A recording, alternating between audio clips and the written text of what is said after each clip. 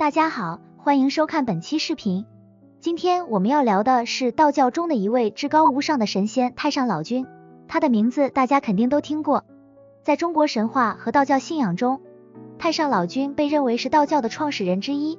拥有无上的智慧和强大的神力，许多经典故事中都有他的身影，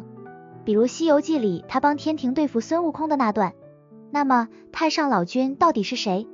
他的传说背后隐藏着什么样的故事和意义呢？今天我们就来深入了解一下。首先，太上老君是谁？太上老君被认为是道教三清中的最高尊神之一，在道教神话体系中，太上老君的地位极其崇高，许多人相信他是道的化身，代表着宇宙的根本法则，他掌管着天地间的一切变化，甚至连天界的神仙们都要向他请教。他的形象通常是白发苍苍，身穿道袍，手拿拂尘的老者，这也象征着他智慧的无穷与时间的久远。关于太上老君的起源和身份，最早可以追溯到道教的经典《道德经》。《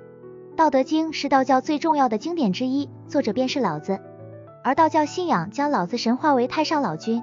传说中，老子是春秋时期的思想家，他提出了道法自然的理念，强调人与自然的和谐相处，并追求返璞归真。在道教的传说中，老子并非普通凡人，而是太上老君在人间的化身。他在传授道理之后，骑青牛出函谷关，遁入深山，重返仙界。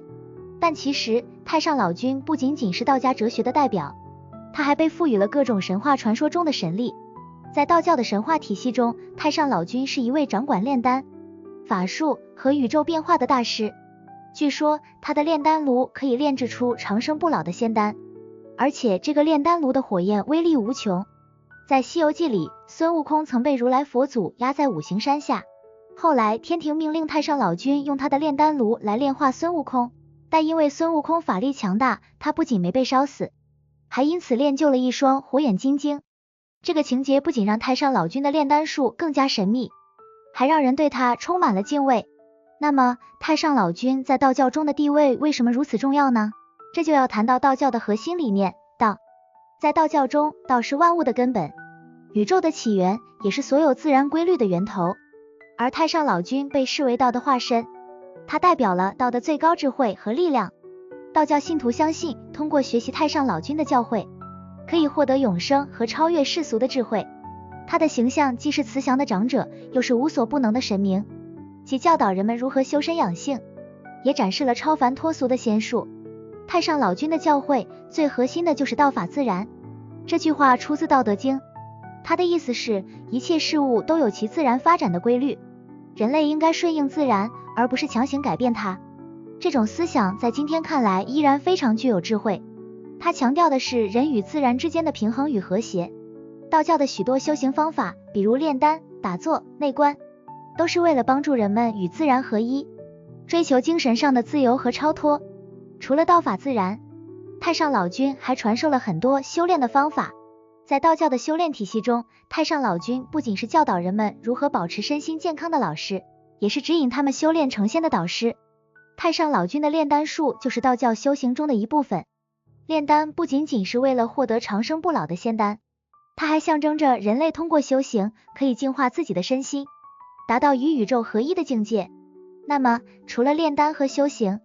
太上老君还有哪些有趣的故事呢？在《封神演义》里，太上老君也是重要的角色之一。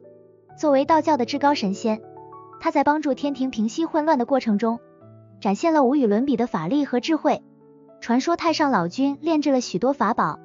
比如金刚镯和太极图，这些法宝在神话传说中经常出现，帮助神仙们打败妖魔鬼怪。尤其是金刚镯，据说它能收服任何法宝，是一种非常强大的神物。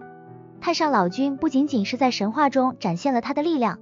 他的思想和理念也深深影响了中国的传统文化。道家思想提倡无为而治，顺应自然，这种理念在中国古代的政治、哲学、文学中都有深刻的体现。